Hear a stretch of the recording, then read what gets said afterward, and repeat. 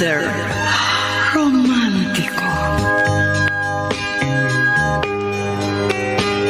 Kumusta po kayong lahat, mga giliw naming tagapakinig?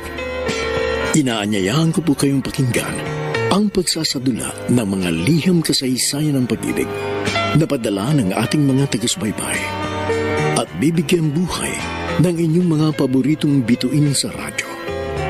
Mga kasaysayang nagtatampo ng mga pusong sugatan, mga pusong sawi, at mga pusong punong-puno ng pagmamahal. Lahat pong yan sa loob ng kalahating oras dito sa ating tulang.